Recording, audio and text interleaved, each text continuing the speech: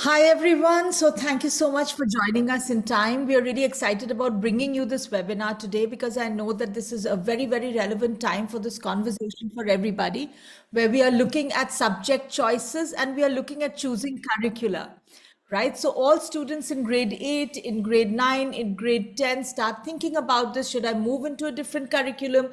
If I do, what subjects should I be looking at? And today we brought together all of our thoughts about how we are going to do it from my personal experiences with working with so many students across career choices and helping them choose subjects. And we've got with us Ms. Poonam Dahiya, who's already here. She's heads the IB curriculum in Heritage, as well as she can really give you insights between CBSE and IB. And we'll also soon be joined by Ms. Manisha Malhotra from the Shri School, who's got extensive experience across all the various curricula. So what we'll do as the day progresses. So let me give you an idea of how the rest of the webinar will go. So I'll spend a little bit of time, about 25 minutes or so in the beginning, setting the context for you. I'll take you through various different subject streams. I'll get you to take a look at the different curricula and see what they stand for so that there is a context within which we are speaking. And at that time, Ms. Dahiya and Ms. Malhotra will join us and we can really ask them whatever questions we have, and they will share their insights on all of these curricula as well. Right? So to begin with, I just want to give you a little bit of an overview of how we work and what Inomi stands for. And we can then immediately move towards the different curricula. So here we are. This is a little bit about Inomi for you. I hope my screen is visible.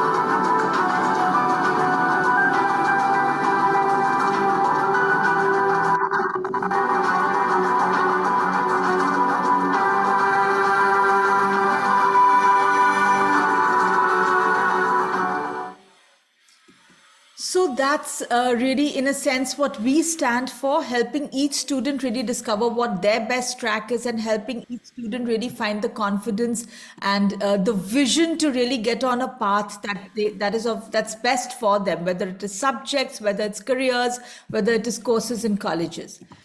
Okay, so now moving on to a little bit about setting the context for you about what we are going to do today, right? So first, I just want to give you a little sense of where I'm coming from. So this is just a little bit about me. So I'm the founder of this company, I Know Me. We stand for what we say, I know myself. And this is a book that I've written, which is on different career choices. It's called The Ultimate Guide to 21st Century Careers, a very easily readable book about different skill sets and what careers they lead to. I'm working on a sequel right now on the world of new technology and AI and synthetic biology and quantum computing and all the disruptions that are coming in the world and how that's going to impact different careers. A very, very exciting topic and not as scary as I thought it might be, because really the idea is not that AI is taking over the world happily. So more on that on another webinar, but this one is really about subject choices and curriculum choices, right? So this is our world where we had just, the school where I went to in Dhanbad, we actually just had medical and non-medical, and that's it. There was no commerce, there was no humanities, and the school that most of you may have gone to would have had those 4 streams. But today students really have this bouquet of options to choose from. And what I'm going to run you through quickly first is the different subject requirements for different career options, right? So what we believe is that when children are looking at subject choices, then they need to look at it in a variety of ways, right? One is to say that, what am I good at, right? So what subjects do I like doing? What subjects am I good at doing? What subjects do I enjoy? And the other one is to say that what careers do each of these subjects open for me? Right? So there are still subject restrictions for different careers. So, some parents or students get this idea that it doesn't matter what subjects I take in school, I can take any careers I like or any courses I like in college. But frankly, that's still not completely true. So it's good to have a lens of seeing what subjects will lead us to what careers and courses in the future, which is the quick run through I'm going to do for you. So this is the hallowed physics, chemistry, maths that everybody and all parents who are bright students would hope their kids end up there, because it opens so many options. So let's see what options this opens up for you. So of course you have the huge options within engineering, where computers, electronics and mechanical are the three big areas that are leading to things like robotics and automobile and aeronautical and AI based computing and all the big and growing areas in the world today.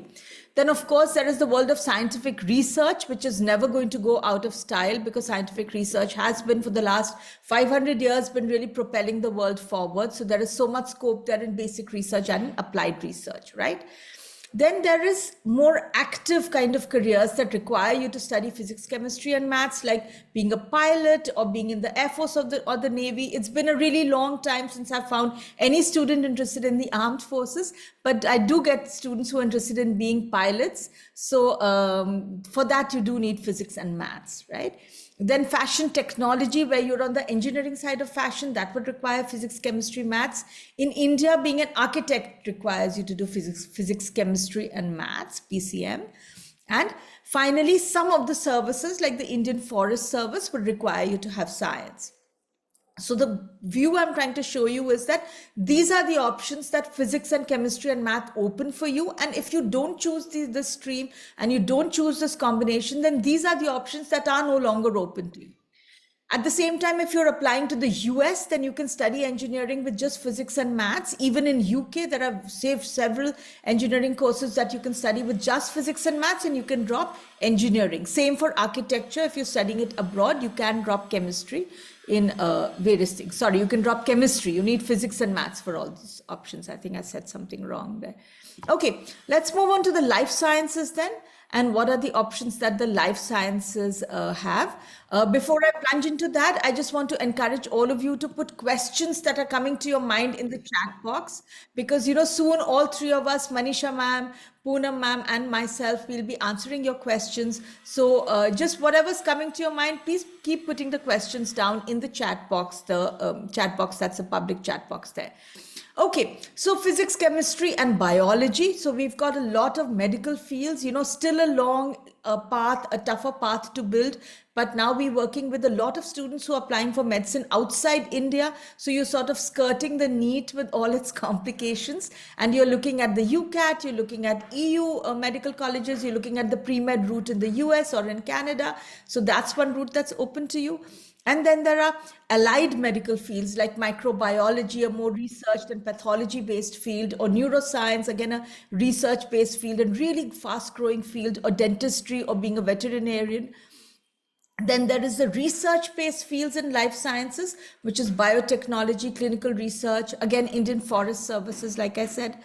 Then there's environmental science. I don't need to tell you what a fast growing field this is, and it will continue to be, given that climate change is our biggest challenge in the world today. And environmental scientists have options across research, across working in companies, working in investment banks that are focused on green investing, and working with governments in policy. So a lot of opportunities open there. Then nutrition and fitness and occupational therapy. Again, as all of us get more conscious of how we look and our fitness and our health, these are fields that are growing up as well. So the life sciences would open this to you. If you want to take a little snapshot of this, this is what the life sciences is all about. Okay, we'll of course be sending you a recording, so all of this will be with you. All right, then math, right? Now, when a student starts dropping math, that's when parents start getting really nervous. And well, I love math, and I do encourage a lot of my students to stay with math if they can. And a lot of the curricula, as we'll go into it later today, do offer a slightly lower level math that you can look at, especially CBSE and IB. So let's look at what career options really require you to have studied math in school. Right now, computer science. So I talked about computer engineering earlier, but you can do like a BSc in computer science or a BSc IT, even in India, with only math in 11th and 12th and none of the other sciences. Even many of the courses abroad in the US and in the UK will give you options to do bachelor's in computer science without having anything other than maths in 11th and 12th, right? Then if we go ahead, now finance careers, now, technically finance careers don't require you to have math in 11th and 12th, particularly chartered accounting or even the actuarial science certification. If you have math till grade 10, then you can apply for these certifications. But if you want to apply for economics in any place in our country or in UK or in Canada or in the US, or if you want to apply for any finance and accounting course, they will require you to have math and a good grade in math in 11th and 12th, and therefore finance naturally comes in the math slide. Then there is data analytics. Again, I don't have to tell you, big data and data is gold today, and data analysts are the goldsmiths that can really help companies and all types of organizations make sense of what is going on in their business. So it's a huge area that students who like math and with a little interest in computer science can get into. Then bioinformatics and biostatistics brings together life sciences and math. A lot of students love bio and math, and this is a beautiful combination for them. And within business, there are certain areas like IT and systems management or operations management where a mathematical aptitude is extremely helpful, right?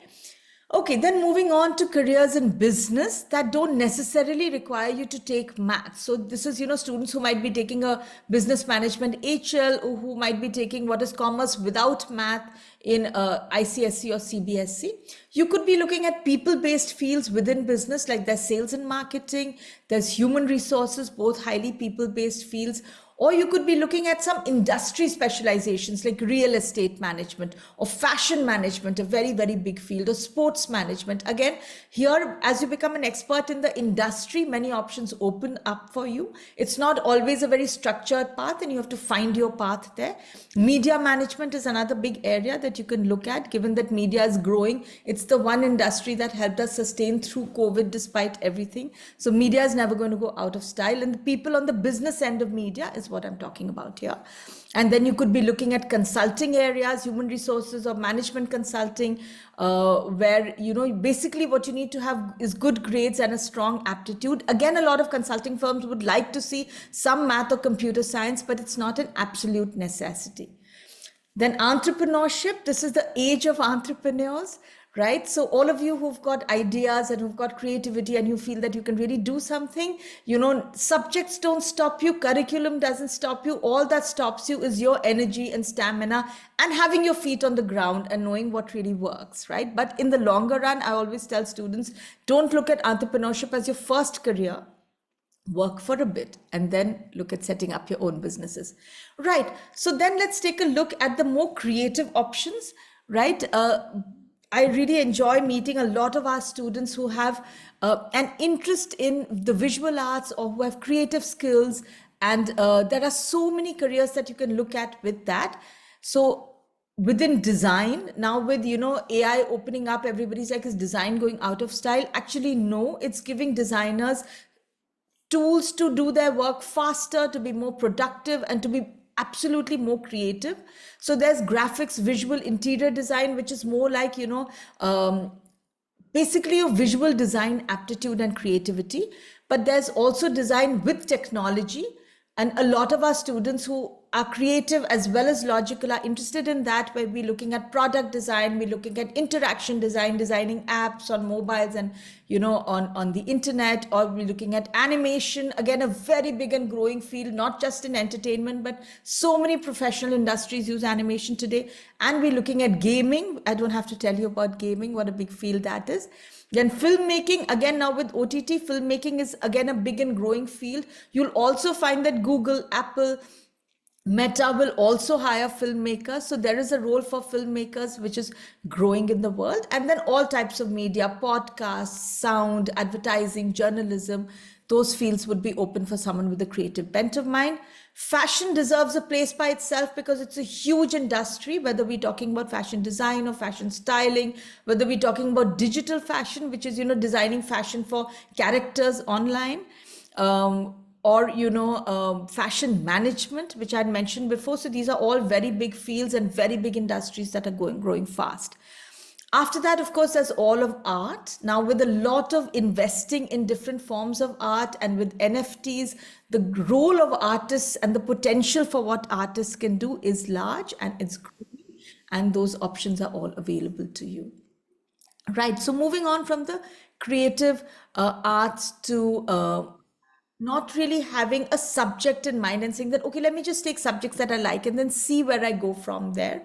So psychology is an area that you can apply for. I put it in all subjects here because, a lot of colleges in India don't necessarily need you to have studied psychology in 11th and 12th for you to study psychology in college.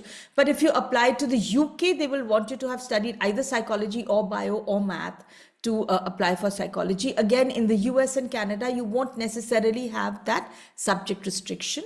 Then there is education, a big field with so many big and international schools coming up and so many universities coming up. So if you like mentoring students, if you like doing research, then, an educationist in a university is another option that is open for you, whatever subject you love and like.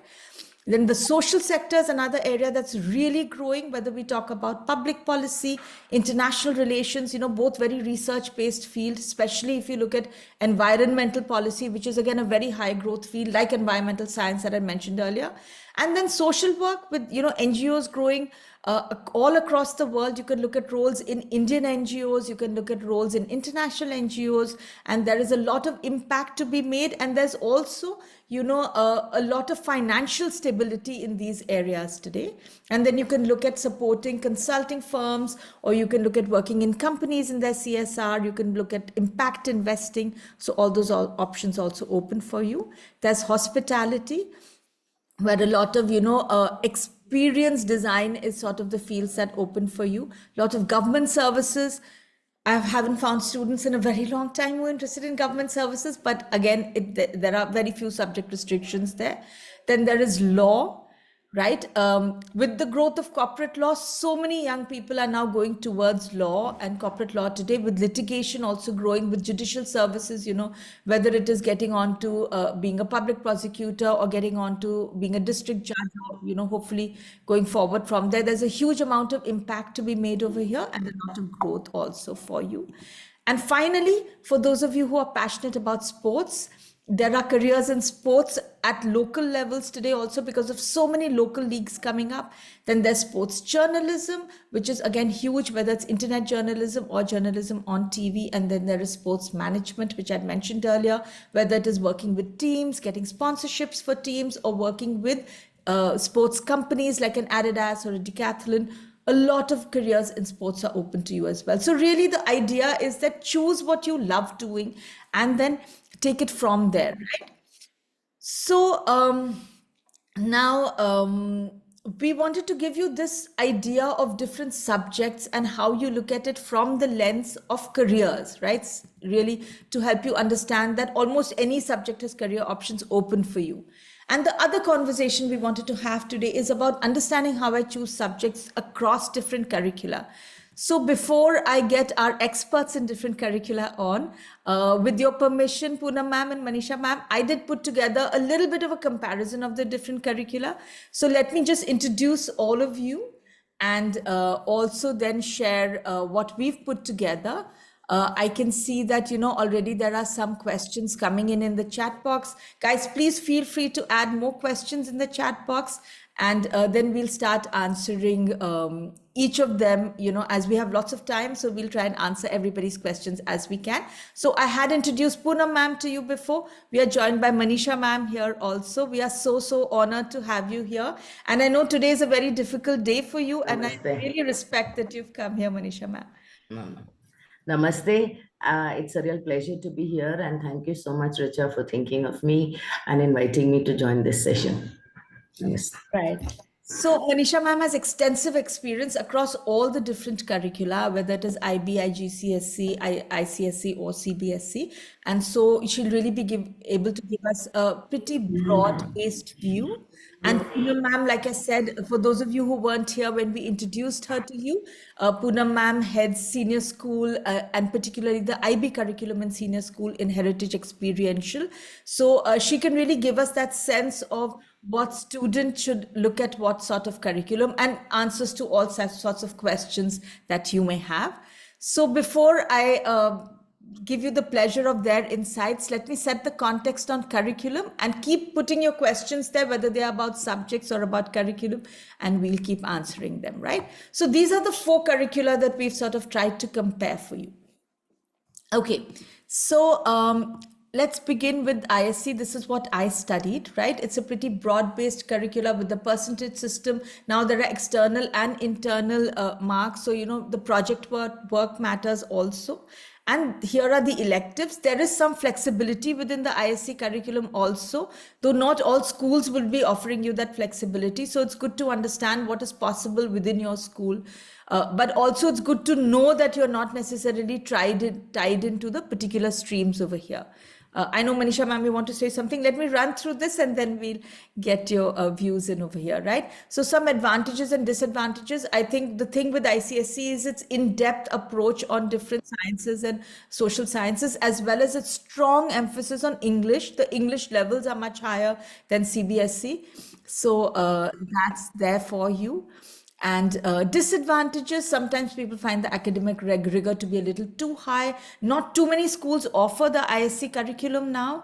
And the fact that they don't have varied math levels, that's what we've put together. You can also share your insights on where you think ISC is going.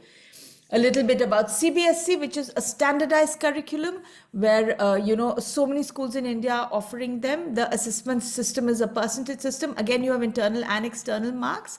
And again, here you have a lot of flexibilities. We put it together as streams, but the CBSE curriculum offers you a lot of flexibility. It really depends on your school, but it's good for you to know that the flexibility is there in the curriculum so you can really ask your school for the combinations that work for you and see how it works out. So some of the advantages are that it's widely recognized in India. The NCERT books are like kunjis for anyone to prepare for almost any entrance exam, including the civil services entrance exams. So they are very, succinct and point-based and really nicely structured books. And so if you're a entrance exam aspirant, this is a great one for you. Some disadvantages are that it's rather rote paced, so it's not really building your research skills, your originality, your creativity. Sometimes you just want that phrase to be out there. So it's if you want your kid to learn rote, then CBSE is really going to set them up for that. And the fact that the level of the English is not really so high, right? Okay, so then if we look at the IB, it's a holistic research-based curriculum and it really encourages creativity. So if, two students have the same answer in an exam, they've probably been cheating. So it's, to that extent, it's got a lot of individuality and research-based, application-based thinking for students, a lot of critical thinking over there. This is how the subjects work out. There are various subject groups and we can come back to this later when we are looking at specific subjects. Right, so you choose 3 to 4 HL subjects and 2 to 3 SL subjects. You have to have an English, a language, a science, a math, and one from the individuals and societies group. Right. Again, if we analyze it, so it really develops analytical and thinking skills. Top universities abroad really value the IB. Oxbridge don't easily consider Indian students without an international curriculum. So IB has that advantage there, and that it really encourages well-rounded development. And then there are various disadvantages. One, of course, that it's expensive. Two, that it's really high pressure. And, if a student is doing the IB, they don't always have time to do much else because there's so much research work that you have to continuously do, and that it's available in limited schools. So it's not very easy for you to get a school that's experienced in running the IB. Okay, moving on to the A levels then. A levels really build your in-depth expertise, where it's an extremely customizable curriculum and you can combine 3 to 5 A levels across different streams. So again, most schools will offer you a lot of flexibility with this, a lot of advantages, highly flexible, highly in-depth, Again, it's expensive, available in limited schools, and it really requires a lot of self-discipline and focus because it's a very high level of subject curriculum that you are running through, right? Beyond that, we've just put together a sort of a comparison of the different curricula, and here it is. And okay, so this is again from our perspective. So this is just a sort of an introduction to the different ideas between subjects and curricula. I just wanted to put it out there before we get into a more freely-wheeling discussion with everybody. So now again, before I get into any questions, Manisha ma'am, let me invite you to just give your thoughts on all of this that we've been saying, or whatever you want to give as an overview of this whole area. Okay, I just thought that when, as a parent or as a student, it's difficult to decide which, first the parents have, which curriculum is best for your child, or which board is something that your child should take. So there are some considerations that you should look in at. And one of the first considerations I would feel is that understand your child's learning style. What is the learning style that he has? Is he curious? Is he always questioning? Does he like to, does he have an opinion on most things? And most young children do. So when you're selecting a board, especially after class 8 or in class 6, that is something some children start indicating, some are not so sure. If you're looking at medicine and engineering, then of course, the Indian national curriculum, whether CBSE or ISC, in fact, CBSE is preferable. But what is the destination? Where do you see your child going? What are his or her subject aspirations? Does the curriculum give that subject combination? Finances are, of course, a big consideration, and the availability of that curricula in your state or wherever you are. Also, another thing that matters to me is that does it have breadth and depth? Will my child get the combination that he wants? The subjects that he wants to, can he study them to greater depth and he's interested in? And some other subjects he may not want to pursue, but at least he should have the knowledge. So you're looking at subject combinations. You could also be looking at which colleges, whether in India or overseas, what kind of program interests him. Some children would like to do the A levels because it's so focused. You can pick up and design 3 or 4 subjects yourself, and that's what's required for university. But at the same time, there may be a student who would be happy doing CBSE system, and I'm really happy with the NEP changes coming in, because you can see from the assessment practice that it's changing. It's got assertion reason, it's got high order thinking questions coming up, it's got case studies coming up in their assessment practice. So they are bringing out changes. It is moving from rote learning to analytical thinking. And but yes, global perspectives in CBSE is less. But if you're looking at the future, boundaries, global boundaries are shrinking. Children will, or people in the workplace are going to be, working all over the world. Then you need to look at curriculum which fosters tolerance, which fosters adaptability towards different cultures. So global impact or understanding the global environment is very important. Not to say that CBSE and ISC don't do it at all, but to a limited extent they do that. So I feel these considerations are very important that a parent must keep in mind before selecting the curriculum or the board. Also, the school matters, the teacher-student ratio matters, their approaches to teaching and learning matter. So all these are certain factors that a parent can keep in mind when selecting the board or the curriculum. Or also a student, if he's looking, I don't know if in the audience we have some students, if they want to shift their board, these are some of the points they must bear in mind.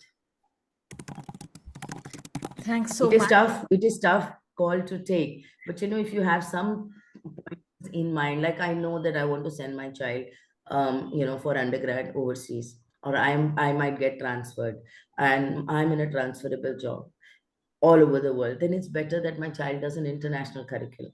Or I have a job where I may get transferred anywhere in India. Then CBSE works very well because ISC limited schools are there. It is very prevalent in certain states. So these are some points to be kept in mind. Right, right.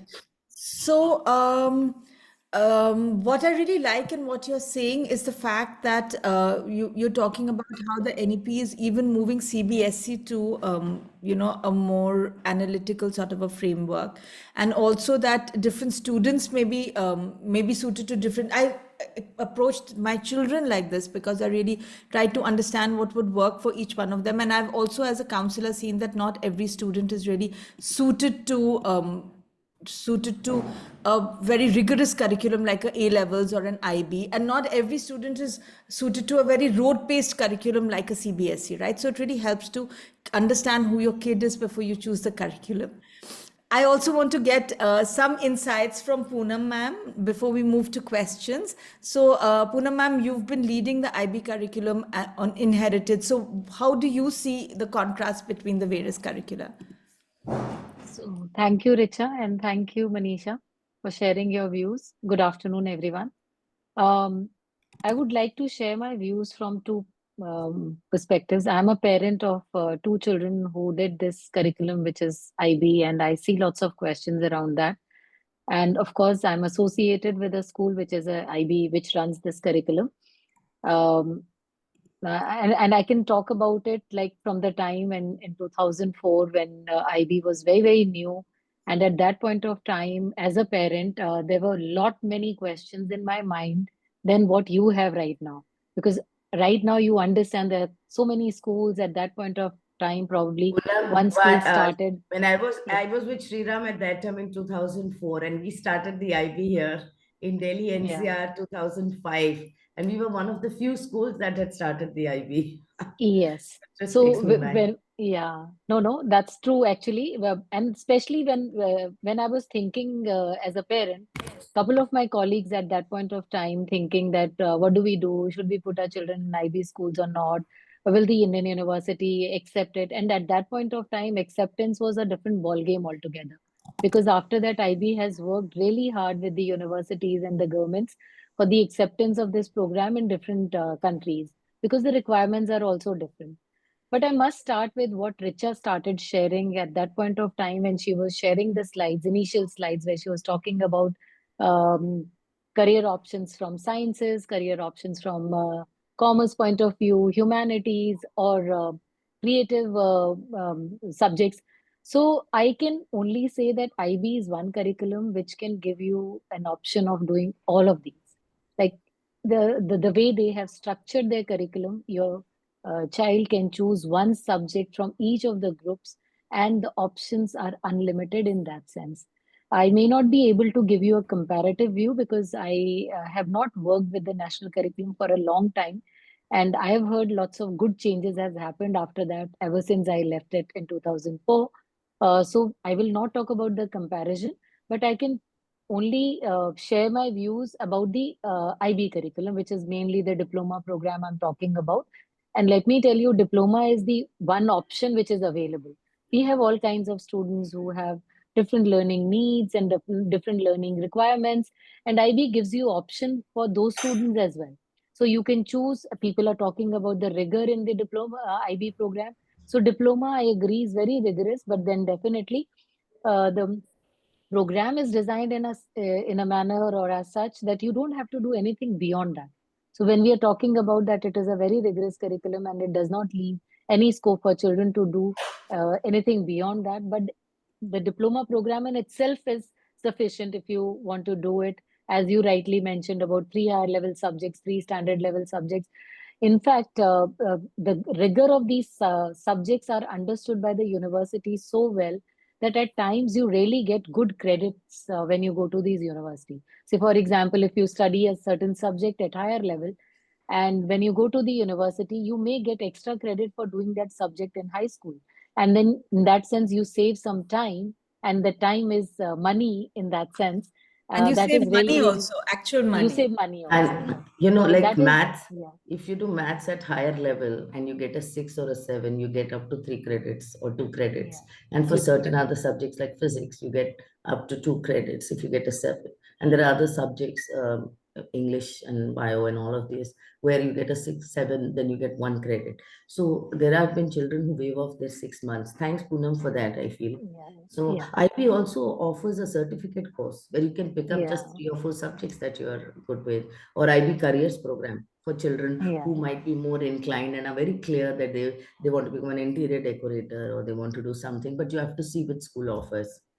So other So than the it can, diploma, they yeah. have 2 other things, yeah, the careers program Yeah. and the certificate courses. It can really help the individual needs of a child. And one thing which I have seen as a professional, that the focus is on learning. Trust me, the way the curriculum is designed, delivered, and assessed, the focus is on how the students learn. And once a child knows how to learn, then they can learn anything. I have seen, and data has proven that students who have gone through this rigorous program, for them, managing the undergrad courses is very, very easy. They find it literally it's a cakewalk for the first 2 years for the students. And I can vouch as a parent also when my children had gone. I have two Yes. children, and both of them had taken a different route altogether. My daughter is an athlete, and she had gone on athletic scholarship despite doing the diploma program. And we talk about the rigor of the diploma program, it still gave her scope to pursue her sport at a national level and do well, and so well that she could get a scholarship also. Similarly, with my son, who's a more STEM oriented person and could do that. So, all I can tell you is that this is a program which can help, as Manisha mentioned, that choosing a courses program which is very focused in terms of, if I really want to do something in design and art, I can only take visual art and couple of subjects, and then focus on that and take on the journey for the undergrad. Similarly, with the career related program also, couple of schools are offering that as well. Yeah. So that's my I just point. wanted to share, since we're talking about the IB, and I don't know if there are children, I mean, parents who are only looking at as a pre-university course, but at Satya school, which I've just joined, we offer primary years IB program. And, for the longest time, I have been the principal of a school which offers the IBDP. But I really felt that because Sriram had its own PYP, primary years program, very much in sync with the IBPYP. IBPYP builds critical thinking and problem solving skills, develops empathy right at that young age. So I have seen class 3, 4, and 5 children asking questions like, why is the Leaning Tower of Pisa leaning and the Qutub Minar standing straight? What's the difference? They do something called a unit of inquiry, or talking about the fact that why, as girls, we are not given trucks to play with or cars. Why are we given dolls? So that's an inquiry that they will do. So it's all outcome based. So of course, that's why IB is considered as one of the best programs internationally. But I feel, if you look at it, every curriculum has its strengths, and every curriculum may have some of its challenges or disadvantages, and hence the learner is very important. But one of the things that I have found, now that I'm now dealing with CBSE also, I have done ISC. I started my career with ISC. Then I started working with IB from 2005 and the IBDP program. And now I'm at Satya with CBSE and, the PYP program. And I find that uh, different strokes for different folks works. And hence we need a little bit of clarity. What are we looking at? What is the destination? Are we looking at a great pre-university course? But great pre-university course for which college, what destination? These questions need to be clear to get an idea. But otherwise, whether it is the middle years program, primary years, or the TP, it's very forward-looking. The holistic approach that it has prepares the child well for the workplace. I'll give you a small example. Richa, if I can take time, because I feel Sure, sure. sometimes, We we have time, complete ma'am. things well.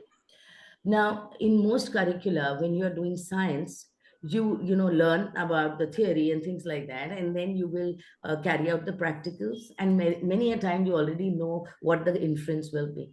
What I had liked about the IBDP was you design the experiment. You are given an open-ended problem that I bought this piece of land and I was promised I'll get 2,000 tons or whatever per acre of grains, and I've not got. So the child has to design what could possibly be wrong. So that's one advantage. Secondly, I also feel when they are doing, subjects in the humanities, they learn the craft of it with IGCSE or IB. With ICSE and CBSE, a lot of new changes coming up, especially with CBSE. I can for sure share that it's really taken the best from all the different curricula. So there is hope there also. A parent should not think that that's the only route to go. Finance is a big thing. Yes, Yeah. yes. I know both my kids studied in the CBSE curriculum, and while I've myself been saying all these things, rote learning, etc., but it's a very competent curriculum. It makes sure that, the kids know a certain amount of about everything very, very well. So it's nicely designed in that sense. So, I have so many thoughts and questions that I want to ask you, but I want to now address some of the questions we're getting in our chat box because, parents are this is an important time because a lot of parents have to give their subject choices to the school, or if you're, shifting curricula, then this is the time when you're thinking about it. So let me just run through a few questions. Now, one question which I think we've been all of us have been answering in different ways is, which curriculum between CBSE and IB is more demanding and requires more academic studies? The answer would be IB. Everybody, IB? Yeah. I think IB is far more rigorous. It's application based. It's got 6 subjects that a child has to study. It is one from 2 languages, one from humanities, one from the sciences, as well as one art. You can take, drop art and take something else. And it has got 3 extra components, which is a theory of knowledge, which really develops a child's critical thinking, and an extended essay, which is a 4,000 word piece of essay, which is research based. So the child is prepared for university because he has to do an original piece of research. It's like an MSc research, which I did when I was a kid. Something like that, where you do an original question is taken up in any subject that you like, and any question that you want to investigate. And then you have to, share your conclusions and things like that. That's an extended essay, which builds research skills. And of course, creativity, activity, service. So sometimes children find it rigorous and demanding, but I have seen children with different abilities taking it up, but everybody jumps. And they jump with skills like how. And, often I would ask the child that, it was such a tough, you thought IB was tough while you were doing it. Would you recommend to your friend or your sibling? They would say, yes, definitely, because I know how much I have grown, if that Yeah. helps. Yeah, but I also One, wonder, I sorry, Poonam, ma'am, yes, your view on that, please. I was just trying to add on the curriculum and the research element of the extended essay. I think research today it's not only about finding out new things. It is about comparing, contrasting, validating, and the information is too much. So how do you bring that volume of data Sift. into a form of your own research? And one thing which children don't realize is that it is not the outcome of your work which is assessed by the IB. IB focuses a lot on the process. So if you have gone through the process of research, that is what is assessed. Hence, it is not as difficult, but we Indians have this in our blood to do things, to do it up to a level or ace it. And we focus on the end result a lot. But I think all of these things are about the process, which is doable for everyone. At the same time, if I can try and put this in a very basic sort of way, now suppose there's this kid who simply has been struggling in studies, doesn't like to study, doesn't focus. There are certain kids who were, for whatever reason, academics is not working out for them. Now, I've always felt that CBSE at least is a curriculum where, between tutors and parents, people can just double down Resources and make available. you do it. They can say that, okay, here are the points, here are the notes, let's just rattle this and go, and you can just somehow get the kid through the curriculum. But if the kid is really not academically fully there for whatever reason, the IB can really become a difficult one to complete, and then they end up doing the IB certificate. So do you think that if a student is struggling academically, CBSE is a safer bet, or it's better to try the IB and then settle for the certificate if it doesn't matter? No, if you were to ask my opinion, in my opinion, depends on this child again. If the child is struggling with, say, subjects like math and all, then there is an option. But the English is very good, language is very good, then they can do math at a lower level, which the IB offers, and And still the do the ISL. diploma. They can do a higher, they can take up higher level in music. They can take up, suppose that's what that kind of student who loves music, who loves dance. I have seen children who will make a lovely visual arts portfolio and get into the best design schools in the world, whether it's Parsons, whether it is RISD, wherever they want to go, or it's music, then Berkeley School of Music, wherever they want to go. Along with that, they take up English and history. The subjects that they love, they take at higher level, and the ones that they're not fond of, they can take at standard level. But the English language is good, they can manage. If not, if you feel even the English is a problem, and then too much of and of course the IB tutors, if you go outside, which I think you shouldn't, but if they go to the tutors, they're very expensive. Whereas CBSE resources are easily available, tutors are all there to support your child, which I don't encourage. But if there is a need, then that's the option available. Okay. And now with assertion reason and the multiple choice coming in, still there is a component in the CBSE which is catering to the average who would succeed. Okay. So that's an advantage. But given that, I feel it depends on the student most likely. Again, why? Because of this, that if the language skills are in place and they love to question and have an opinion, then their original artwork, their original research in history, economics and English, I find when they take up these subjects at the higher level, they start flowering literally, because the interest grows. IB respects a student's opinion. So if you've read a novel in English, they will ask you that, did you like the novel? If not, why did you like it? What would you like to change about it? I remember one year there was a question which said, comedy celebrates human weakness, tragedy celebrates human strength. Comment. So you have read some 20 books, you were supposed to comment on it. Now certain kind of students enjoy that as a challenge, and they just flower because the child took up English history and visual art, or English history music, or English economics something, so psychology. So it's subjects that they like, and the others they took at standard level and still went on to score high and looked at colleges in India and overseas. But if you are looking only at colleges in India and you're still struggling with academics and you want to look at CBSE or ICSE, you could still do that. And the availability of resources for CBSE or national curriculum is far more. That's So my opinion. roughly what I'm understanding is that you're saying it really depends on the kid and there's not a one size fits all answer to this, right? Okay, all right. Good. So if I move on to the next thing, so Ruchika's question over here, which I'll try and give a shot at first. She's saying IB is great for primary years. However, from a career point of view, is CBSE still a good option for kids? Is it advisable to switch from IB to CBSE in middle and high school? So I would think, Ruchika, purely from a career point of view, what matters is that the child performs well. So I don't think that, if you're saying that a kid should flower in their career, it necessarily matters which curriculum they are in. What matters is that if they are already in a school where they are doing well, where they understand the system, where they are, on some sort of track for leadership positions, that may pretty much set them up for a good career path. So I would say that there isn't an answer that I would have clearly to say from a career point of view whether that matters. Poonam ma'am, let me ask you this: that do you have a view on this? That from a career point of view, does it matter whether you're in CBSE or whether you switch?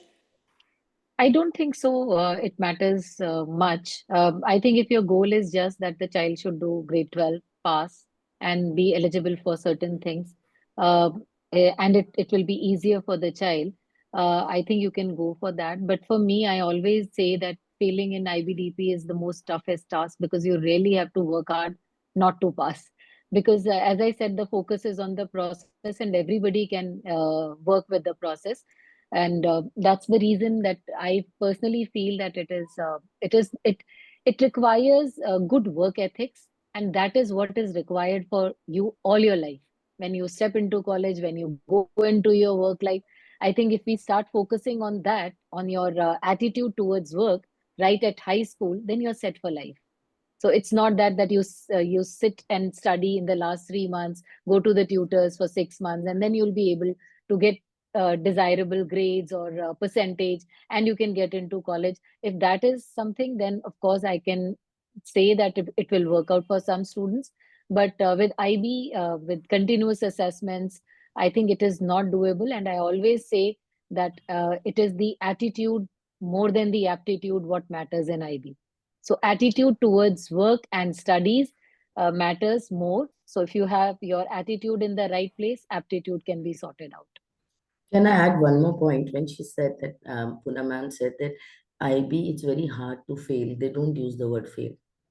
If you're applying for the diploma and you get a score which is less than 4 in your HL and less than 3 in your SL, you get a certificate. You get certificates in the subjects that you have cleared. Okay, so you're never called fail.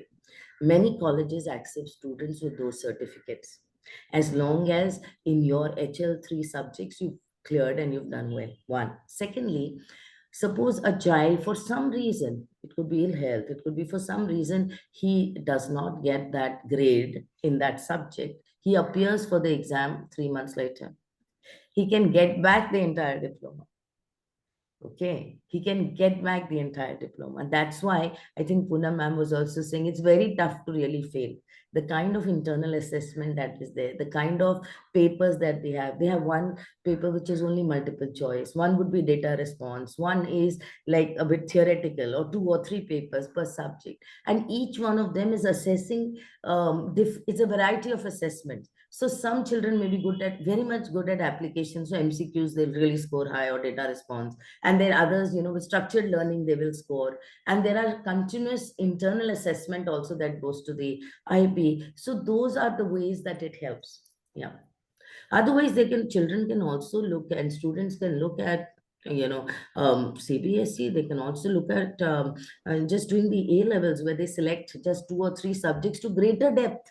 They study to greater depth because they want to concentrate on 3 subjects and do exceptionally well. That is also well recognized by colleges.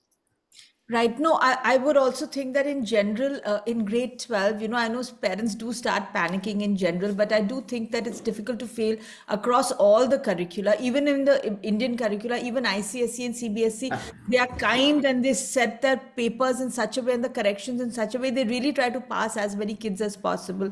So if you're, paying attention in class and you're roughly preparing for the exam, you're more or less in a good place there, right?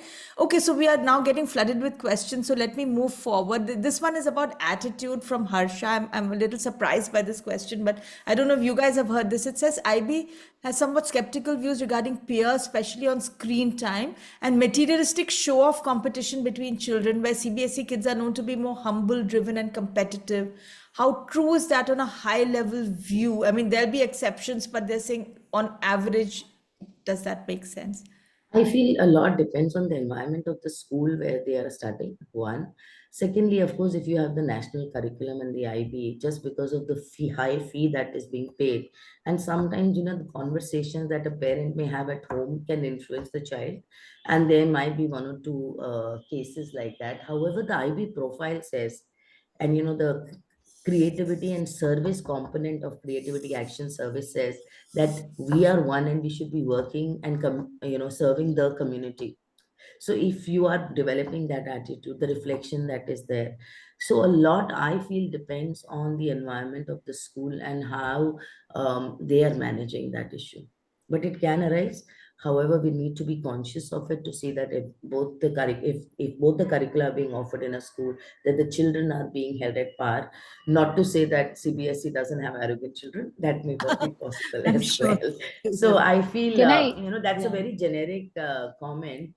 And yes, but sometimes it may have repercussions.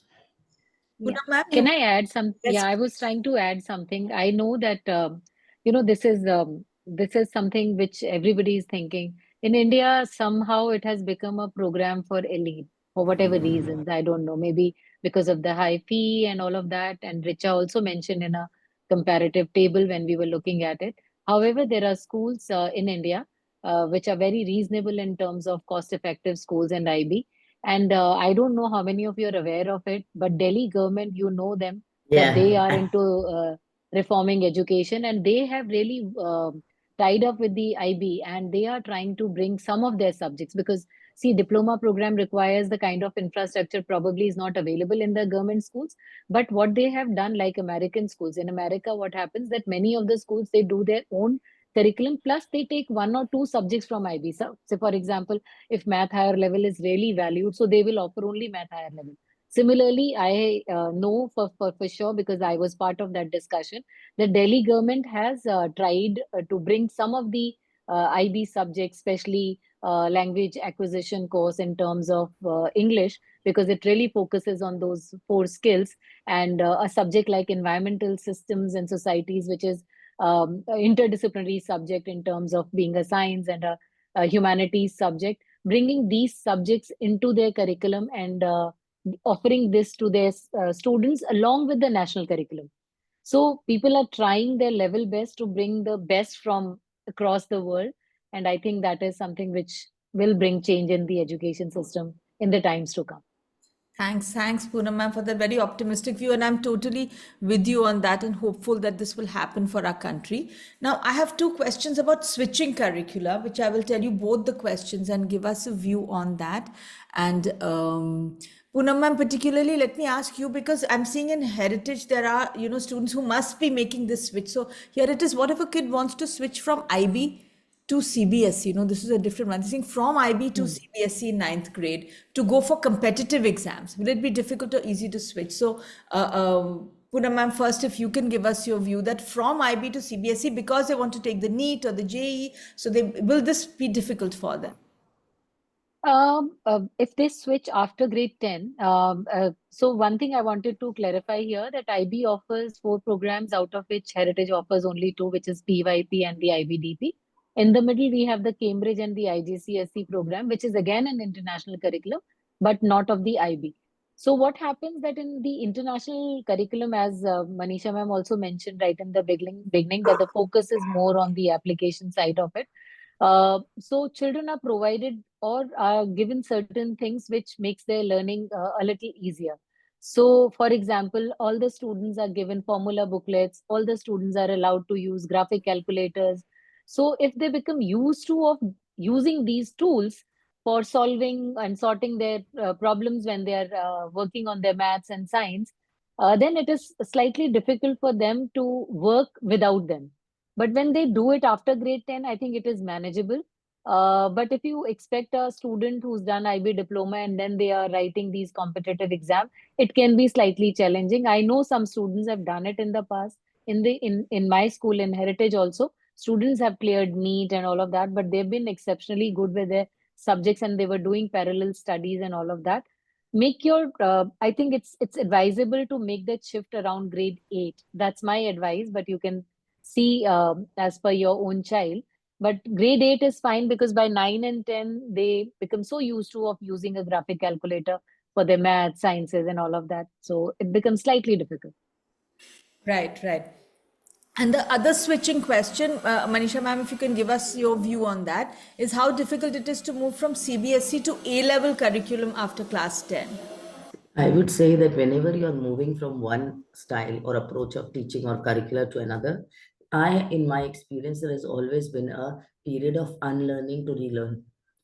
And especially when you're moving from CBSE and ICSE to IGCSE or IB, definitely some unlearning to relearn.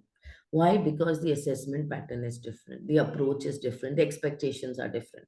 Similarly, when you're moving from the international curriculum to the national curriculum, some of the expectations are different. It takes the student some time to adjust. Given that with CBSE, ISC also children go abroad. With IB also children go abroad. But when the ICSE, CBSE students go abroad, the feedback that I've had over all these years is that they come back saying that, we had to go through a period of learning and rigorous catching up because we were not aware of research. We could not come up with an original question on how to do research. And that's what was required at university overseas. And ma'am, that is something we should be learning as well, so there was a period. Also, I had seen that when children move from say ICSE to IB in class 9, Okay, there is a period. The topper of ICSE also will go through a little dip and then come up again, because they enjoy the form of learning. But if any time you switch from CBSE to ISC or vice versa, also there will be a little bit of unlearning to relearn, and hence it is advisable, like Poonam ma'am said, either in class 8 or 9, preferably, than class 11. Given that I've also experienced, because we started the IB in 2005 at Shri, that there were children who came in from ICSE only initially. And so I had an orientation program for them to orient them to thinking of what will be the expectations in the IB. And then they pick up, because the natural opinion, IB and other international curriculum value student opinion. And that's what all of us like. That, did I like a story, and why did I like it, and I did not like it? Or there is something simple, like most accounts curriculum expect a child to learn how to make a balance sheet. In IB, they expect you to analyze the balance sheet. What's the problem? They don't want you to make the balance sheet, but you should know how to make the balance sheet to analyze it. So that way it helps. And I find most students, after that initial period of discomfort or transition, then settle in. But is it easier to move into the A levels than IB? Is A levels a little closer to CBSE than IB? Is there? It would be, because CBSE and A levels, to some extent, are a lot into depth and content. Okay, but the A level questions and the kind of application that comes in the A level assessment might be a little difficult. Secondly, A level is as structured or maybe more structured than CBSE. There are expectations of content, but a student who's self-motivated and focused and regular with his work will do very well in the A levels.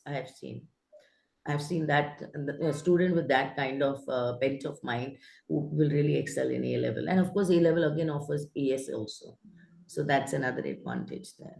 And AS and A levels very highly accepted in the UK for sure. And of course, overseas also, because it's more widely known.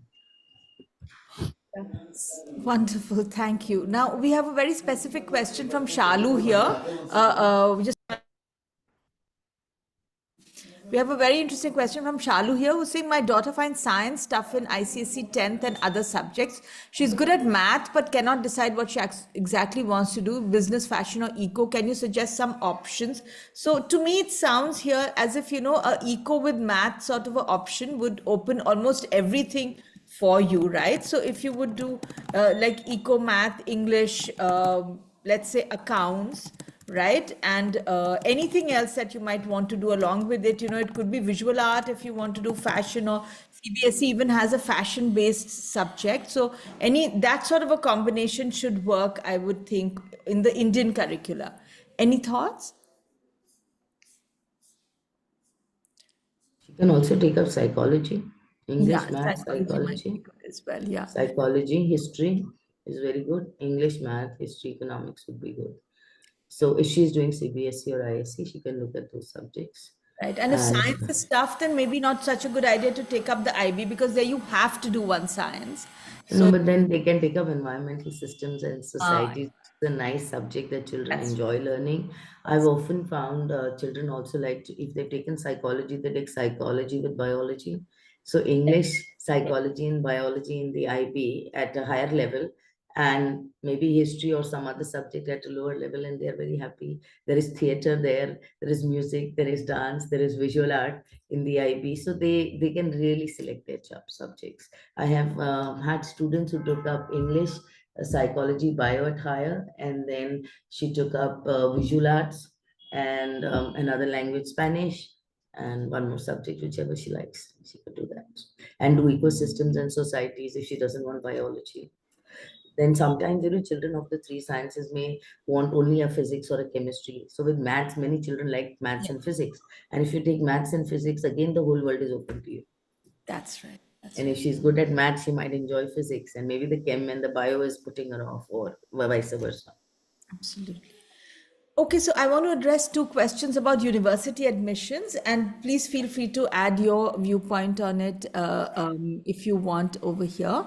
So, here the question is that if a child is studied under the CBSE curriculum, will they face any disadvantages compared to other curricula when applying to international colleges? How smooth is the process for them to get admitted? So Shweta, if you look at top universities in the UK, and I specifically mean Oxford and Cambridge, it is actually difficult to get through with only the CBSE curriculum. So what students do then is that they will do 3 or 4 APs, advanced placement exams, and there if you get a 4 or a 5 there, then that sort of like CBSE plus APs prepare you for applying to those top colleges. Again, if you're applying to the Ivy Leagues or the top 25 universities in the US, an international curriculum puts you a little bit ahead of someone with the Indian curriculum. So that is absolutely true. But outside of that very select elite colleges sort of a band, it really depends on how well you perform. So the moment I look beyond that elite colleges band, I would say if you're performing really well, then all things remaining equal, it should not matter which curriculum you've done. There could be a slight difference that, an IB student has done an extended essay research, they've done a CAS activity, so the overall profile is looking a little bit better, but you can easily prepare for that through your various other curricula, right? So I'll just address one more admission question, and then Poonam ma'am, I'd love to get your view on this also, which is that how easy is it a child from IB curriculum to get into Indian universities? So, now all the government universities also will accept IB curricula, and with the CUET, actually it's the CUET that matters more than what curricula you've done. So, that should not be a problem at all. And in Indian private universities, they are really open because they're really looking at predicted grades. So it really doesn't matter when your final exam happens and when your board result comes out. So it does not matter so much. So that's my view on this. Poonam ma'am, if you would like to add something here. I think from the acceptance point of view, I don't think so there's any problem. So much so that at times, a couple of universities, they don't even mind if a student has done the full diploma or they have done only a courses program, which Manisha ma'am mentioned in the beginning. We used to call it a certificate program, where students, they just do 3 higher level subjects and 3 standard level subjects, and then they don't do the core element, which is theory of knowledge, which is extended essay, because that also takes a lot of your time. So if students have done 3 subjects at higher level, 3 at standard level, and they've done the 6 subjects, all universities accept students from IB curriculum. Association of Indian Universities recognizes it as a class 12 equivalence. Secondly, IB gives you your scores in percentages as well. And for DU, the results come out by the 6th of July for this Delhi Northern region, and you can apply and get it in the 2nd or the 3rd list. But given that many of the students in the past who've gone from IB into Indian colleges after 6-8 months want to move out. That's so far the data that I have. Right. Great. So let me just look through some of the more other questions that we have over here.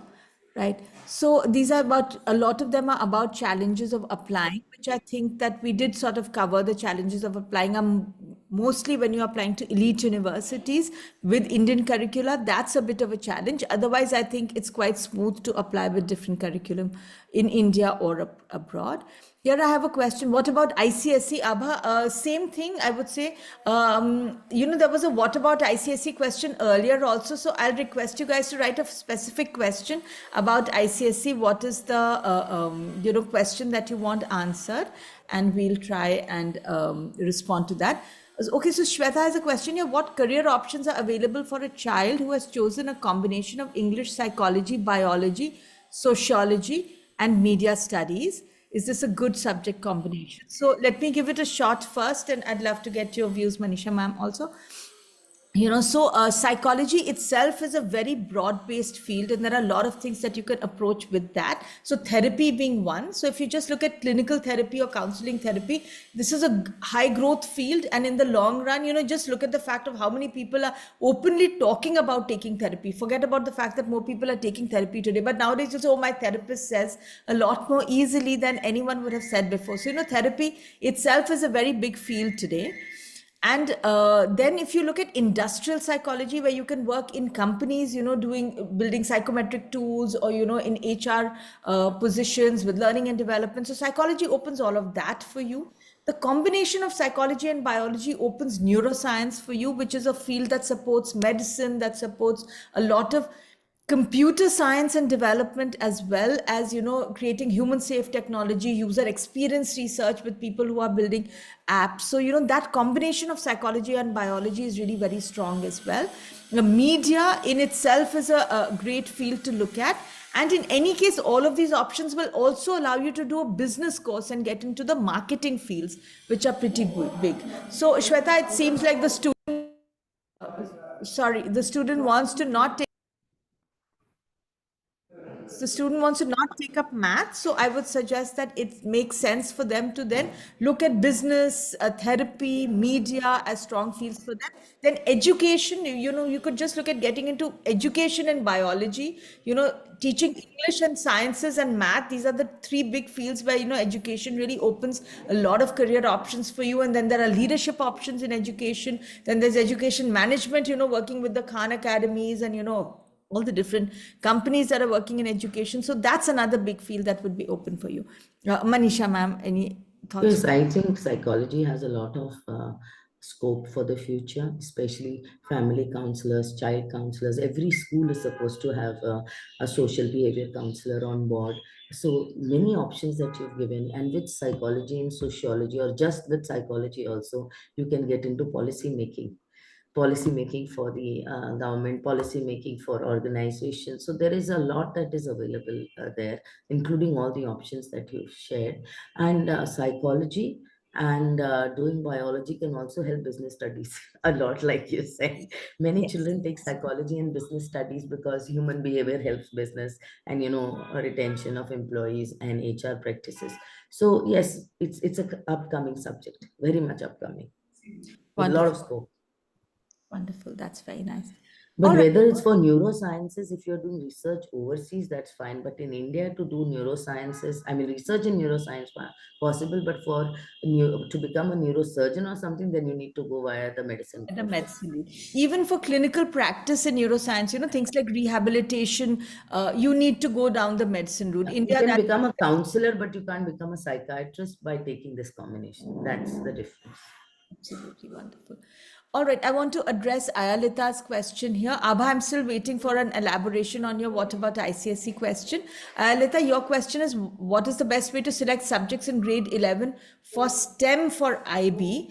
I would say that, when we look at subject selection, we look at it in where we look at it as an intersection of three things. And I'll quickly just show you how we look at this intersection. This may be of some value to you. So what we say is that it should intersect in these three ways.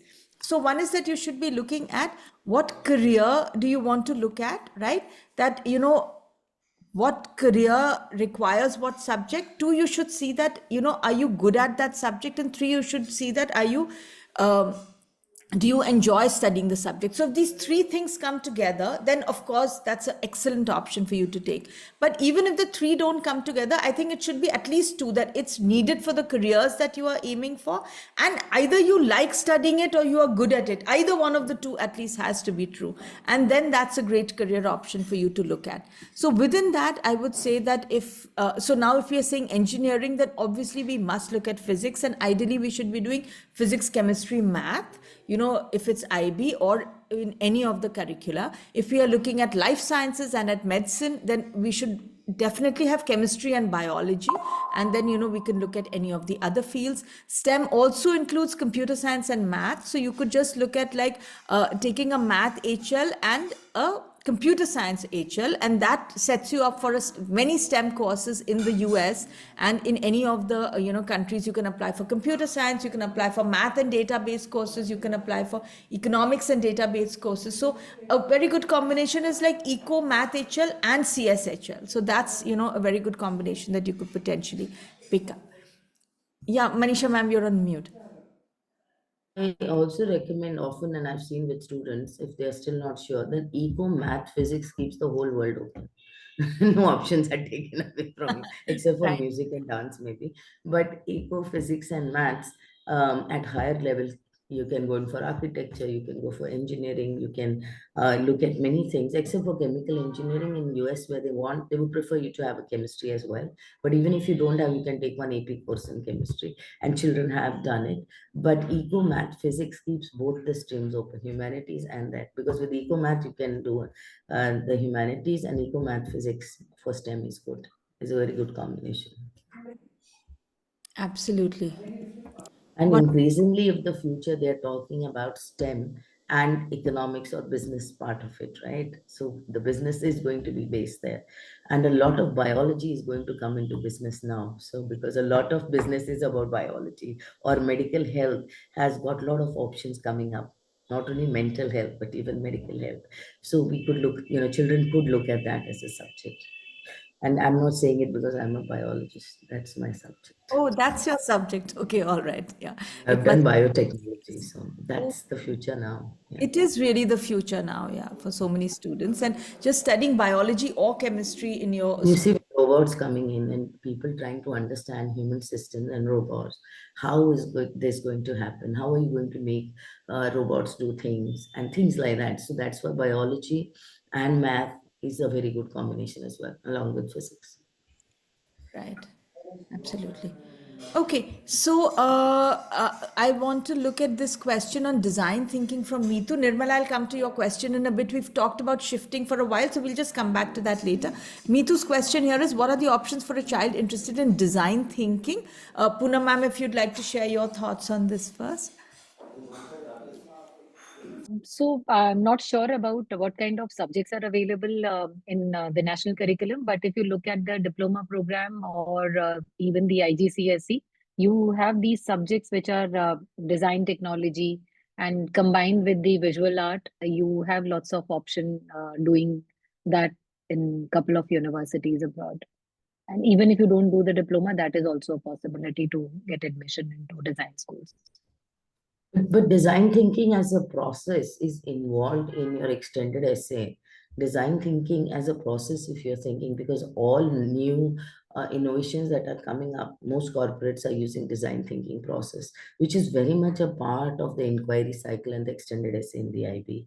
Of course, designing of products, then design and technology is a very good subject to do. Sorry, I was on mute. So I have a question to both of you about the career program now, the IB career program, because, when it comes to design thinking, some of students might move on to actually the design path, which is the career pathway in IB. Can you tell us a little bit more about that? Maybe Poonam ma'am, if you can tell us, does Heritage offer it? Do a lot of students take it? How does that work for us?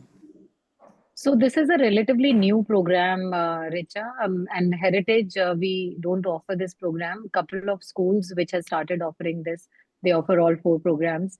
It is more on in terms of hands-on experience with a particular subject. You choose very limited subjects and then you work. I don't know, but if I have to draw a comparison, remember long time back. I don't know if we still have it. There was this program called ITI for 11 and 12 के लिए होता था ना. So this is more on the industry side of the careers. So children who don't want to get into the academic rigor of the subjects, they choose these subjects in the career related program, and it is more driven towards that side. So as of now, we don't have too many takers for courses program also. So offering this is not a possibility for Heritage, but I'm aware couple of neighboring schools are offering this program.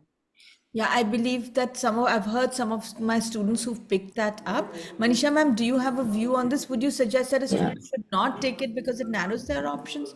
No, no, not at all. See, IB careers program, because it's career. The word is career.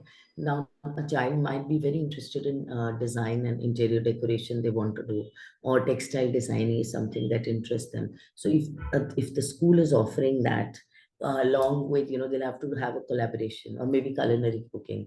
So there is it's the IB program. You do certain subjects as well as you get trained literally you have apprenticeship and you get trained to follow that as a career path. So most of these children after IBCP may not want to look at a college, may want to directly go into interior decoration, or directly go into culinary, or directly go into something. So that IBCP is good for those students also who don't want to do all the 6 subjects plus the TOK plus extended essay and creativity activity service. So it's a shortened course with a very much in-depth attached apprentice program for a certain career. So you will find often schools that are offering, like I know Pathways is offering IBCP, Lancers has just started offering IBCP. So when they are doing that, they have a tie-up with 1 or 2 firms where the child can actually go and practice and learn the craft of that career. So that's the advantage of the IBCP program. And after that, if they want to pursue, then the subject, suppose I've taken up English with say math or visual arts, and then I want to do a design course, that is also possible. Yeah, but if I want to study business, that would remain open to me. It's not as if it's not valued as a. Depends on how many colleges are accepting the IBCP. Not all colleges in India as of now, this the information I have, may accept the IBCP. Some do, some don't. So you have to do a little bit of research, and specifically which college am I looking at? What business course am I looking at? Am I looking at it in India or the USA? IBCP is something being very strongly promoted by the IB, because it is an easier pathway for some students who are very clear in their mind that this is my area of interest and I want to pursue that. I'm not interested in doing the full diploma. Right, absolutely. No, in that context, if I can also ask you about the IB certificate program. Now, in my understanding, if you do the certificate program for whatever reason, that there was an academic struggle, or you couldn't make a very high grade, so you need, I think, at least 28 points for you to make it into a diploma. So then you ended up with a certificate. Then, as far as I know, foundation programs in the UK are open to you. Most graduation programs are not open to you. What else can a student do with a certificate program? No. If you are doing certificates, I know that many colleges in Mumbai are accepting certificates, because sometimes children don't get the diploma, then with certificates, where do you go? And especially certificates if you've got a good score in your HLs. So suppose I have taken up English, Psycho, and Biology. There I have got, out of 7, I've got say 676 or 666. And one of the other subjects like a math standard, I may not have cleared, and I still get accepted, okay, for an undergrad program, even in the US. But the Association of Indian Universities recognizes the diploma as a class 12 equivalent. Given that, what colleges do is that they take the child on board and they'll say, give that one exam and get your diploma. So certificates are, but if you're just a certificate student saying that I have done my ICSE and I take the IB certificate in 2 subjects or 3 subjects, then those subjects may be a necessity for your course overseas, like you do the APs. Right, That's right. another route that is available. That makes sense. That makes sense. If I may add, Yes, please. so with the courses, it's generally the students who choose to do this who choose this pathway of doing the IB courses with limited number of subjects or choice of their HL, because when you do the diploma program, there's a compulsion or mandate from the IB that you have to do 3 higher levels, 3 standard levels, and you have to meet the requirements of the core element, which is extended essay TOK. Here with courses, you have the flexibility. So you may choose not to do 3 higher levels and do only 2 higher levels. You may choose not to do 6 subjects and choose 5 subjects. And if I share my experience with students who have done courses, they are majorly from subjects where their main focus is on their portfolios. So when you are good with that, then universities don't mind taking you because you've already worked in that area which you are going to specialize in. In fact, if I talk about my last year's admission, the first offer which came to us was a courses student who had a brilliant visual art portfolio, and it was a Chicago art school which gave her the admission with some bit of scholarship also. So I think it should not be looked at as if they don't have any headway towards the universities. It's basically what is your interest level. So if It's instead of another path. struggling into 3 higher levels, if I choose only 2, if I just cannot do mathematics, and I'm talking about this student who actually dropped math also. So I know that with IB math, options are available. Like there are 4 different routes, 2 different routes with 4 levels. You can always do that. But there are possibilities and children are accepted. Indian universities, as Manisha ma'am has clearly mentioned, students have gone into it, and I have a couple of students who have chosen that pathway also. Right. So, sorry, Manisha, ma'am, you're on mute. So you have the option of getting the diploma, but you also have the option of picking and choosing certificate courses. Courses. And I have also got students who may have done the ISC and done 1 or 2 subjects extra and then gone there to show their rigor because they're applying to US universities, just as you might take an AP. So that also works. Right. So I have a question over here about ICSC. That how does ICSC offer subject choices? How easy or difficult does it offer flexibility in subject choices? And how There easy is a lot of flexibility available, in fact, to drop maths also in the ISC. And ISC is also recognized by many of the universities. My ISC students would also get into universities overseas. Yeah. right. Depends on your scores. The scores have to be good and the portfolio should be good. Yes. Even I've known many ISC students to I go find to Ivy ISC Leagues and advantages in that, Richa, because it also has SUPW. Now, SUPW children generally don't take seriously, but if your students take it seriously, it helps build their portfolio and reflection. And sometimes that SUPW trip where they went and interacted with the villagers and how it impacted them, something came out of it. Writing about it, many of my students got selected for that itself. Along with their high scores, this was a given. Because if you have 2 students with very high scores and someone who has done a little bit extra for the community, that tends to get picked up. right, right. And if I can just add about the flexibility of subjects, a lot of the boards offer flexibility, but it's not so easy for the school to offer flexibility because they need a certain number of students to be, taking that particular combination. So sometimes as a parent, maybe you can ask around in the parent group and, have discussions and pick together 3 or 4 students who are looking for that particular combination, making it easier for the school to manage their logistics. So, just knowing that the board offers it, and it's possible for parents to work with the school to make it available for their students. I feel it may not always work, but it's worth a shot. Right. So I have a very, very specific question from Shagun here. He says, my daughter has done German from grade 4 to grade 8 in CBSE. After that, she moved to IB, and the current school does not offer German. So she's taken Hindi, which was a second language in CBSE. She's not very fond of Hindi, but manages a score of 6 or 7. Do you recommend she takes up Hindi in the IBDP, or should she take German privately? So can I Yeah. answer this? Yes, please. So I think IB offer allows you to take up a language which is not learned earlier. So even if you don't have any exposure in a particular language, and your daughter, if that school offers Spanish or French at an ab initio level, that is a possibility if she does not like doing Hindi at this level. But doing German privately is not possible in IBDP as one of the subject, because this is a group 2 subject and acquired languages cannot be done as a self-taught subject. Had it been a subject in group 1, which is language and literature, that possibility exists that the child can do it as group 1 subject, but in literature. And even if the school does not offer, they can support the child in doing that language. But that means that the child should have the proficiency of a first language or a mother tongue language in that particular subject. But doing it in group 2, which is acquired languages, this possibility does not exist.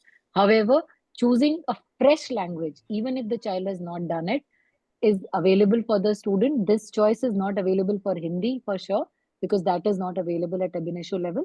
But you can definitely do Spanish, French if German is not available. Wow. So then the kid would know German and Hindi, of course, and one other language and English. So that would also be something that adds to their portfolio. Absolutely. Great. Or if they wanted, they can do German at B level and do it as self-taught. No, though they can't do, Manisha. B level cannot be No, done. the child has done Acquired language. They have done, no, German German for 3-4 years? Group 1 allows you to do self-taught. Group acquired languages doesn't allow you to do the No, self-taught. I So had a that's the student. change. Now just find out, you can write to the IB. Many years back, I'm talking about. Maybe the rules have changed now. But I had a student who had done German from his previous school when he joined my IBDP program. So in the school, he took up English, and in group 2, he took up German as self-taught, and the level was German B. So as I mentioned, self-taught in group 1 can be done. Yeah, you're right in that sense. You can do No, he self-taught. did German B in group 2. Good language acquisition is my forte, so I am very, very sure Acha, you check that that, because I possibility. Yeah. earlier they had allowed it. That time I had written to them, and they were Maybe. schools were offering it, and my student was Ujjwal. I still remember his name. So Yeah. he had taken up English, and he took up German B at second as a second language. I had to tie up with Max Muller and get him a Exactly. So now here you come. So they allow you to do it. So for example, if you have a special tutor for that particular child, because it has to be a taught language. So if you have hired a tutor to help that child, then through the school, then it is possible. Otherwise, self-taught is not possible. This is what I was saying. So what I had done was, I had this thing, and they say that he had in his previous school, the teacher was there. They would pay her, but we would administer the exam. Yeah. Everything would happen under my guidance as the coordinator. So that's possible also. So that Because gives the us a child lot. has done German before for so many years. And if you write to IB is very flexible often. It will tell you this is how you can work around it. Just to cater to the child's need of what he wants to study. With languages, they are very flexible. In fact, they Yeah. have a very good policy about languages. They really want to promote the languages. So much so that in group 1, even if there are no examiners available to administer the assessments, they will hire or they will make sure that they arrange the examiner. I remember helping students. I didn't even know Zonka is a language. That's a Bhutanese actually. And there were no examiners available, and we had written to the IB. But of course, it was available in group 1, and children were very well versed with it because that was their mother Group tongue. 1, they offer around Yeah. 80 languages, if I Anything under the sun, if it is a Yes, language. yes, yes. Wow. Including Latin and Greek. Yeah. My goodness. Yeah.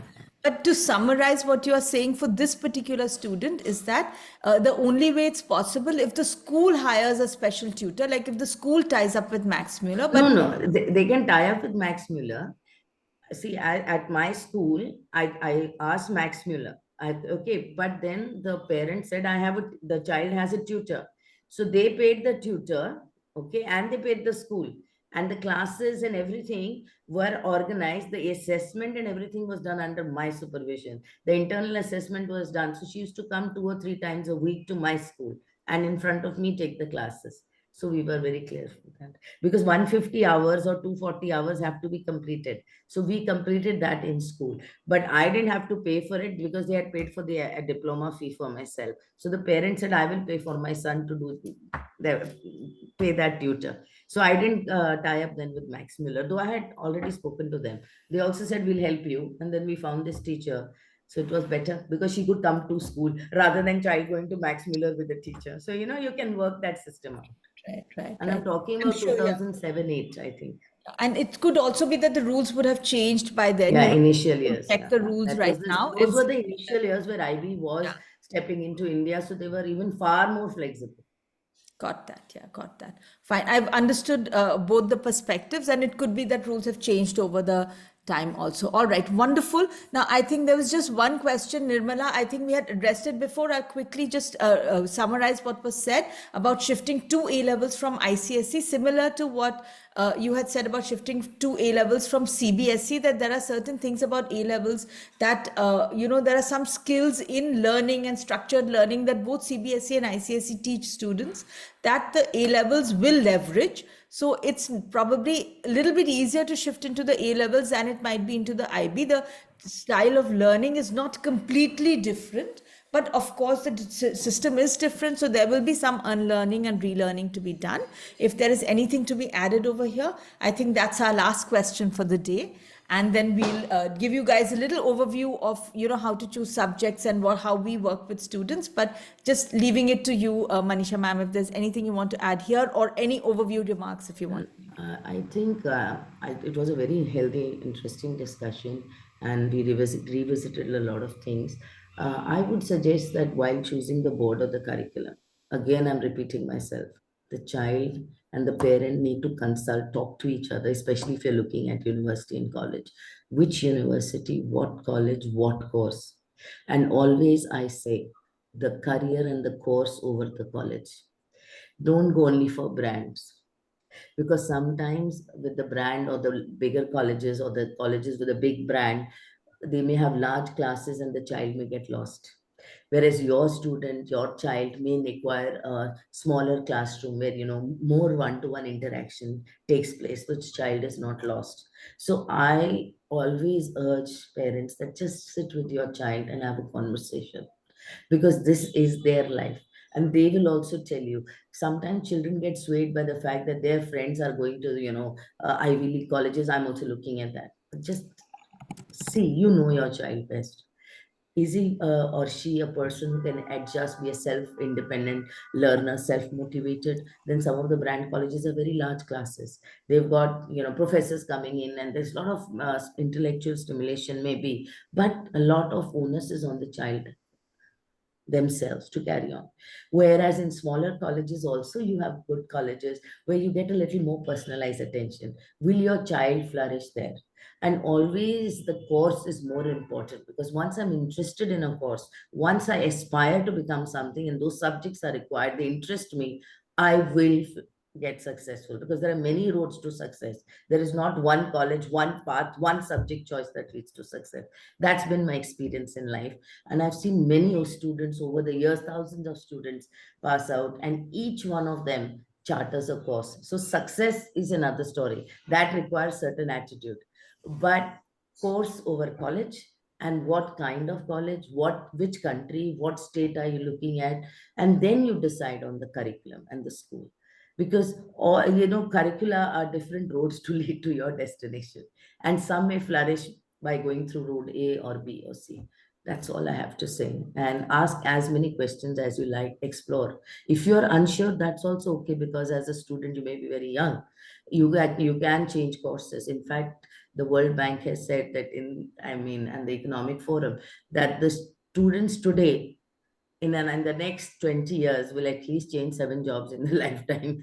They Right, might change absolutely. careers, they might change jobs. They will have to unlearn a lot to relearn. I mean, in my own lifetime, there was no Google, there was no phone, there was this computer which gave out sheets to date where we are. So I would urge all parents and students to think about the future and then decide on curriculum, subjects, colleges. Thank you. Thanks so much. Richa, if I may add, Poonam, ma'am, please. Yes. just wanted to add something in this because I face a lot of challenge in that.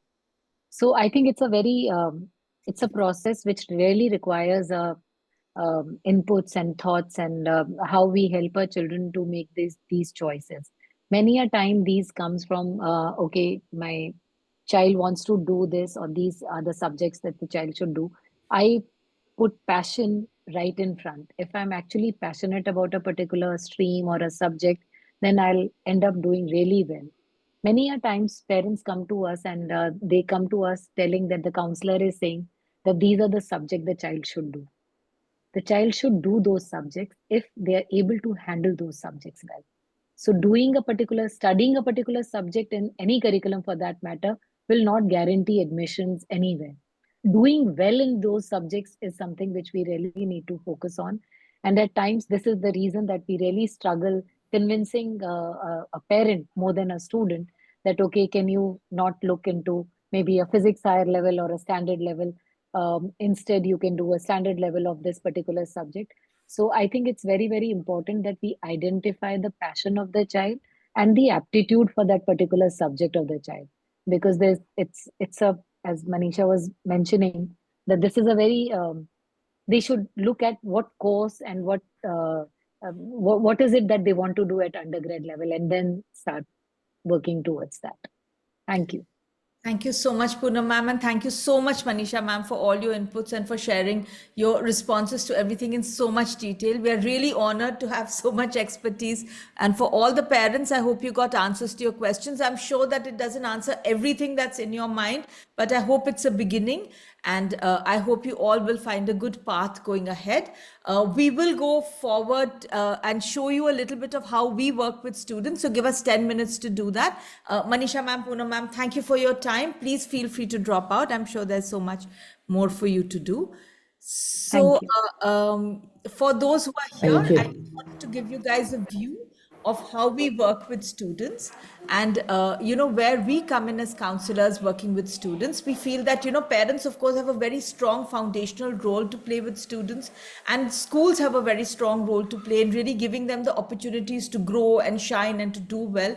And then counselors come in to sort of put them on the right path to bring it all together, which is how we really see our role in really getting kids to move in the right direction. So our company is called Inomi, which is I know myself. So we're a self-discovery based firm helping students to really track the path that really works for you. So I just want to run you through some of the work that we do. We essentially work with students starting grade 8 onwards. I've known parents to ask us, why not grade 7? I think children are babies even in grade 8 and grade 9, and they've not really started seriously thinking about careers and life. So I feel that a few kids in grade 8 or grade 9 may be ready for that conversation. Grade 7, they are certainly not ready in my experience. In grade 8 and 9, what we do is this program, which is called Head Start. It's a career exploration program, which is a 2.5 hour long one-to-one program. We look at a lot of options available to the child, do a simple strengths testing, and come out with 3 or 4 career options that best suit them and give them an exploration path to work it out over the next few years. So if a student starts with us in grade 8, we might say, okay, I'm looking at design and computer science and engineering and maybe sales and marketing. And then we look at what projects will allow you to explore these. I've known a student to say, I want to look at engineering or biotechnology or visual art, right? And so we say that, okay, what online courses can you do? What summer programs can you do? What projects can you do? What can you do in school to figure out which of these paths are correct for you? So that's Head Start for you. And then Pathfinders, one of our flagship programs for students grade 10 onwards, which is a career planning program where it's a 3.5 hour long one-to-one program where we in depth look at many different career options. 70 or 80 options are presented to the child, and the child picks up an initial inventory of 10 or 15 careers, which we then sort of filter through a couple of psychometric tools. These tools are also run through questionnaires as well as through a one-to-one counseling session. We explain the tool to the kid makes a self-estimate, we look at alternative profiles. So we really spend time for the child to figure out what they're good at, and then those filters help us bring the 10-15 careers down to 2 or 3, at which point the parents join us, and then we have a 3-way long conversation to sort of figure out what is a primary path, what is a backup option, what is a long-term option. And that's why it takes about 3.5 or 4 hours. I run it and my colleague Kritika, 2 of us run it together. So that's a program which would be very, very helpful for you if you're looking at career choices right now. Then our college-bound programs are there for you, starting at whichever age, so long as you know that the child is looking at college application. The places we work on really are US, Canada, UK, EU, and India. A lot of parents ask us, do you work with students applying for India? Well, we don't do JEE and NEET, obviously, but we work with students applying in private colleges in India. A lot of our students go to Ashoka every year. A lot of the students are doing very well across Plaksha, Flame, Kriya, and multiple students in Ashoka. So that's something we're really passionate about. Whatever is right for you is what we are doing. As a company, we don't call ourselves IV this and IV that, because we don't think that IVs are the answer for everybody.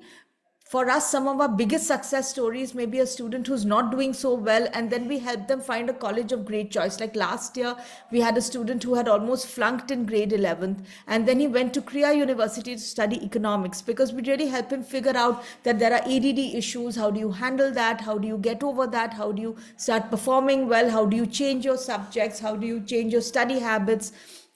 And find their path ahead. So we really call it finding your Harvard rather than saying that we'll get you into Harvard. So wherever you are, we'll help you do your best from there, and perhaps a little step ahead, because the moment a child has career focus and vision and the support of a team of counselors helping them say, okay, this project, have you done it or not? We really work very closely with the kid to even help them make schedules, because sometimes a student might say, okay, I'm going to do this, I'm going to do this, I'm going to do this, and then that's not happening. So we'll break it down to say, okay, so when do you come back from school, what do you do, how much time do you spend? We have a team working with each student. So there's a principal counselor, a lead counselor, and a support counselor who would work with each student, helping them both find their vision, make their plans, manage their timeline, complete their profile, do their best applications possible, and submit well in time so that you're not panicking at the last minute. So that's really what we are great at. These are our programs. Like I said, we work from grade 8 to grade 12. And we do college essays and interviews. We do college application guidance, profile mentoring, academic mentoring, and career guidance. So this is the whole process across 5 years. If a student was working with us, he would start with Head Start in grade 8 or 9, then do Pathfinder from 10th to 12. And all along, we'll be doing profile mentoring, academic mentoring. And then in grade 11, we start the college application guidance and zero in on college essays and interviews in grade 12. So that's a little bit about us. We're a student-centric organization. We believe in finding your Harvard rather than sending everybody there. We are highly approachable. If you take a look at our Google page and you look at the Google reviews, a lot of the parents are talking about our approachability. We look upon ourselves as coaching rather than counseling. So what we don't do is write your essays for you, but we really help you passionately in finding your path and in really finding your ideas and putting those essays together. So if you read what our students write, there's a lot of research that goes into it. You know, a lot of our students do essay contests. In the last year, a lot of our students have won a lot of essay contests because we really focus on building those research and essay skills for the students also as they apply forward. So that's just a little bit about us.